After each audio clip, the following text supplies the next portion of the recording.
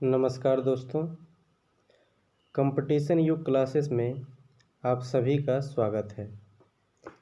मैं आशीष कुमार श्रीवास्तव आप लोगों को यूपी टेट, पेट तथा अन्य एक दिवसीय प्रतियोगी परीक्षाओं के लिए हिंदी विषय के लिए गाइड करूंगा।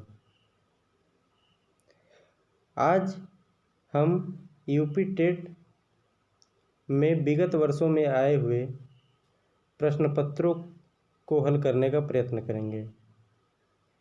इसमें सबसे पहले हम हिंदी भाषा की शुरुआत जहाँ से होती है अर्थात हिंदी व्याकरण से शुरुआत करेंगे। हिंदी व्याकरण में सबसे पहले शुरुआत वर्णमाला से होती है, तो आज का हमारा क्लास वर्णमाला से संबंधित यूपी टेट में जो विगत वर्षों में प्रश्न पत्र आए हैं, जो प्रश्न आए हैं प्रश्न पत्रों में, उनको हल करने का प्रयत्न करेंगे। तो आइए एक एक करके देखते हैं। जैसे प्रश्न नंबर पहला है, हिंदी शब्दकोश में अंग किस वर्ण से पहले आता है? तो यदि आप लोग वर्णमाला पढ़ें तो अंग जो होता है वो किसके पहले आता है? औ के पहले।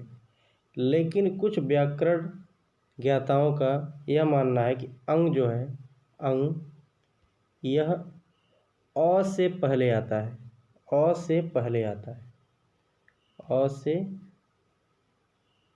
पहले आता है। ठीक है, तो उत्तर इसका हो जाएगा अ, यानी कि बी पार्ट। प्रश्न दूसरा है कि दंत वर्ण है। ऐसे वर्ण जिनका उच्चारण करते समय हमको दांत का प्रयोग करना पड़े वह दंत वर्ण है। तो दंत वर्ण का एक सूत्र होता है, वो सूत्र होता है लृ तु लसा। बस इतना याद रखिए क्योंकि बाकी ये संस्कृत का हिस्सा है। ठीक है, तो लृ जो है ये संस्कृत में प्रयोग किया जाता है। उसके अलावा तू का मतलब तो वर्ग में जितने भी आते हैं, तो वर्ग में कौन कौन से आएंगे? त, थ, द, ध, न और एक है स। ये सभी क्या है? ये सभी दंत वर्ण हैं। तो इसमें क्या क्या दिया है? इसमें त दिया है, तो ऑप्शन सी सही हो जाएगा। छ वर्ण किसके योग से बना है? तो जैसा कि हम जानते हैं कि छ क्या है? एक संयुक्त व्यंजन है। तो छ जो होता है, छ यदि हम इसका इंग्लिश कभी पढ़ें तो इसका इंग्लिश होता है के या सी एच, और यह होता है क में सौ यदि मिले तो छ वर्ण बनता है।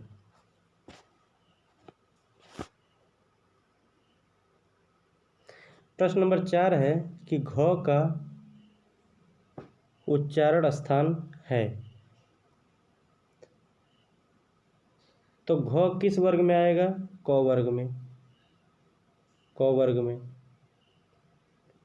क वर्ग का सूत्र होता है अकुह और विसर्ग। विसर्ग, ठीक है। तो अ का मतलब अ और आ, कु का मतलब क वर्ग पूरा। तो क वर्ग किस में आ जाएगा? अकुह विसर्ग किस में आता है? कंठ से बोला जाता है, ये बोला जाता है कंठ से। ठीक है, तो कंठ यानी कि बी पार्ट आपका सही होगा। प्रश्न नंबर 5 में बोल रहा है कि अमात्रिक शब्द है। अमात्रिक का मतलब जिसमें मात्रा ना लगी हो। तो कलरव में मात्रा नहीं लगी है, यानी कि यह सही उत्तर हो सकता है।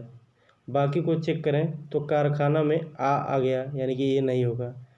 अमिताभ में ये भी नहीं होगा, चहचहाना में ये भी नहीं होगा। तो सही उत्तर होगा 5वां।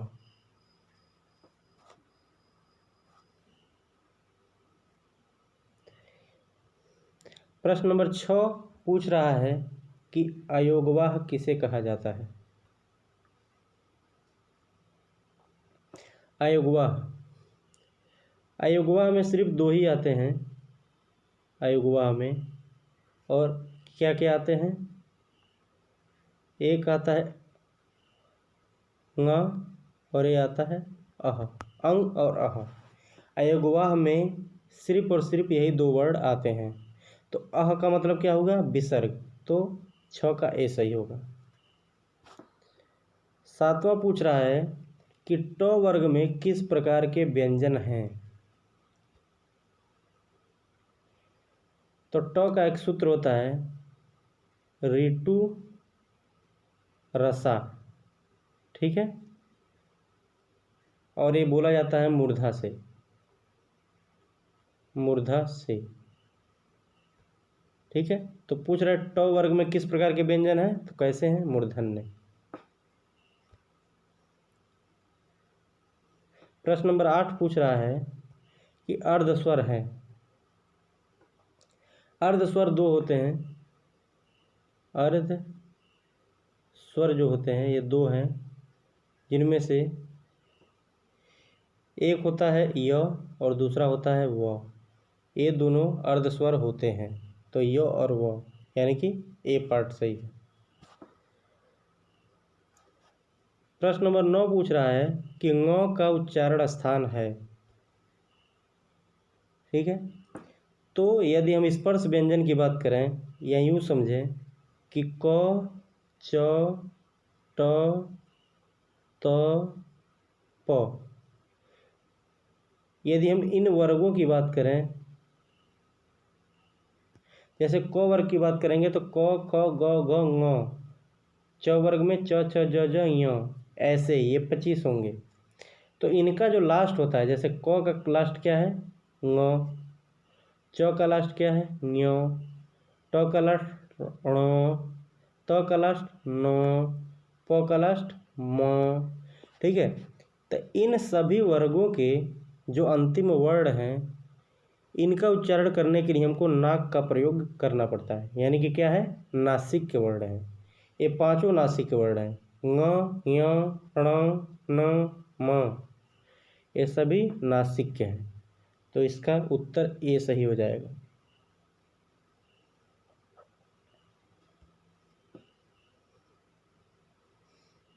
ये सही होगा। प्रश्न नंबर 10 देखते हैं।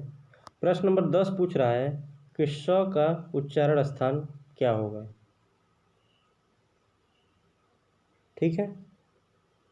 तो श का सूत्र होता है ईचू यसा, ठीक है।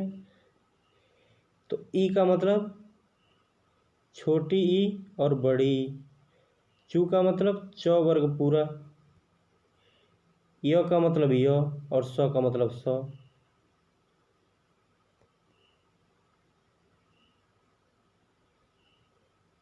ठीक है, यानी कि च वर्ग पूरा इसमें आ जाएगा। तो पूछ रहा किसको, श को पूछ रहा है। तो श, और ये कहाँ से बोला जाता है, ये बोला जाता है तालु से, तालु से, ठीक है। तो ये कैसा हो जाएगा, तालु हो जाएगा।